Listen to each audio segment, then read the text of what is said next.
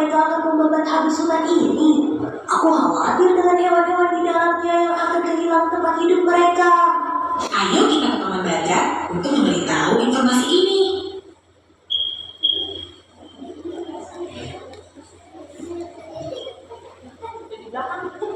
Hai anak-anak, mengapa wajah kalian begitu khawatir? Apa yang terjadi? Gawat Paman, hutan ini akan ditebang dan dijadikan rumahan. Benar Paman, kami khawatir dengan hutan ini. Kasihan sekali hewan-hewan di hutan ini akan kehilangan tempat tinggalnya. Paman mengerti kekhawatiran kalian. Hutan ini tidak akan ditebang sepenuhnya untuk dialihkan menjadi perumahan. Pernahkah kalian mendengar mengenai kerajaan Indraprasta?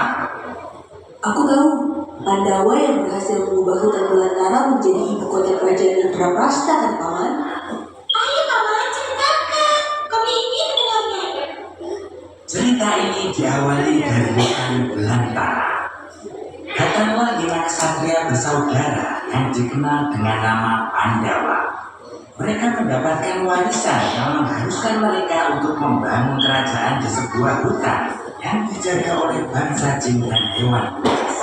Dengan penuh tekad, mereka melangkah menyusuri hutan tersebut. Sebagai pemimpin dari Pandawa, Untadewa memberikan arahan kepada mereka. Nagila dan Sadewa diminta untuk menjaga Dewi Kunti dan Draupadi di pinggir hutan. Sementara Bima dan Arjuna berpencar untuk membuka jalan. Dengan keyakinan dan semangat, para Pandawa pun melangkah menjalankan tugas masing-masing.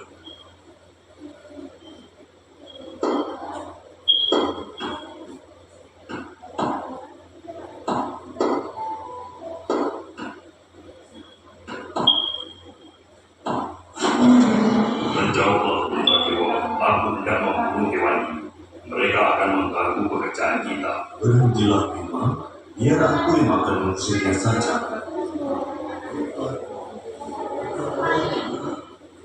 Engkau tidak boleh sembarangan membunuh hewan, karena kita yang telah mengganggu ketentraman mereka. Kita juga tidak boleh membakar habis hutan ini, karena hewan-hewan itu akan kehilangan tempat tinggal dan akhirnya menyerang kerajaan.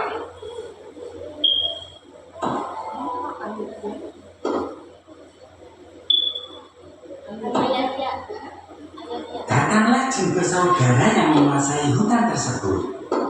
Ia bernama Jin Dandun Wacana dan Jin Dananjaya yang sangat marah karena Pandawa yang terlihat akan membabat hutan mereka. Maju kalian semua. Aku tidak takut dengan kalian. Dan pertarungan pun terjadi.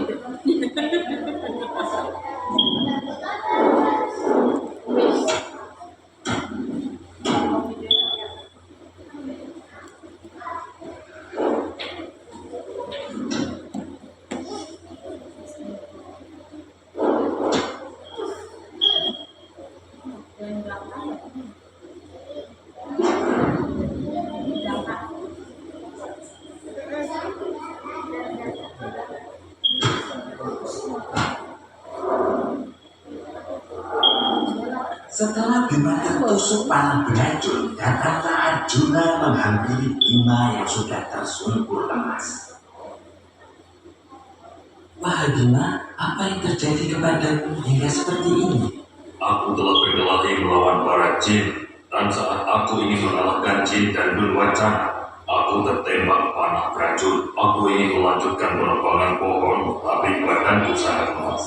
Setelah aku bertemu dengan Batara Citrarata, dia memberikan aku 3 pusaka, Pisah Pranawa, Selatin Puru, dan Oyot Bayura. Pisah Pranawa adalah minyak untuk diusapkan ke mata agar bisa melihat bangsa jin dan gandharma dengan jelas. Selatin Puru berwujud batu untuk diusapkan ke tubuh agar sembuh dari pengaruh sihir bangsa jin. Adapun Oyot Bayura berwujud akar yang lurus seperti lidi untuk melumpuhkan kaum jin. Arjuna pun mengusapkan Oyot Bayura ke tubuh Bima. Dan dalam sekejap, tubuh Bima pun kembali bugar dan kuat. Bima dan Arjuna kembali melanjutkan pekerjaan mereka untuk menebang pohon-pohon di hutan. Sedangkan Pandawa lainnya menjaga ibu mereka Dewi Kunti dan Draupadi, istri dari Untadewa, di pinggir hutan. Wahai Bima, pakailah Rasa Pranawa ini. Ini akan membantu kita dapat melihat jin tersebut dan mudah melawannya. Ayo kita lanjutkan penebangan pohon ini. Waspadalah, jin tersebut akan kembali sewaktu-waktu. Aku tahu mereka pasti salah paham karena mengira kita akan membabat habis hutan ini dan menguasainya. Dugaan Arjuna pun benar. Tidak lama, datanglah kedua jin tersebut untuk kembali mengajak mereka bertarung.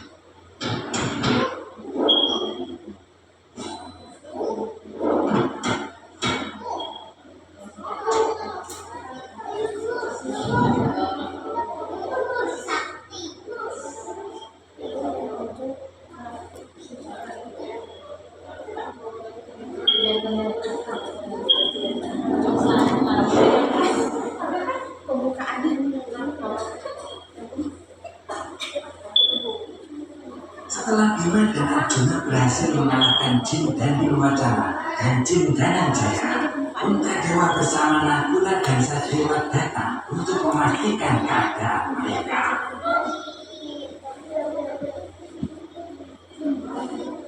Bima, Arjuna, apakah kalian baik-baik saja? Tenanglah wahai kakakku Puntadewa, kami berdua baik-baik saja. Kami telah berhasil meringkus kedua jin tersebut. Setelah Bima dan Arjuna berhasil mengalahkan jin dan Bilwacana dan jin Dananjaya, datanglah pemimpin para jin yaitu Jin Yudhistira bersama jin Dedya Sapu dan Dedya Sapu Jagat. Aku sebagai raja dari kerajaan bangsa jin ingin meminta maaf kepada kalian. Batara Indra telah membangun istana di dalam hutan Wanamarta sebagai hadiah untuk para Pandawa dan menitipkannya kepadaku apabila Pandawa telah datang.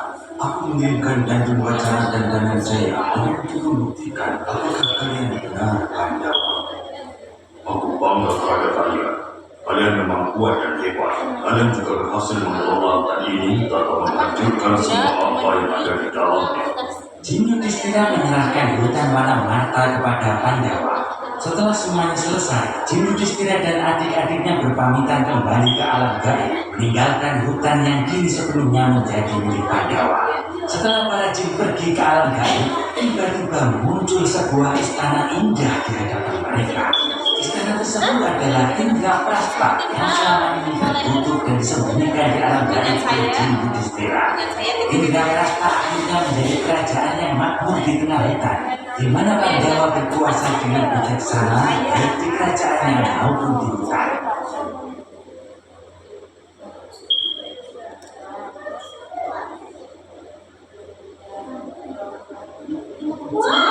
Pandawa hebat.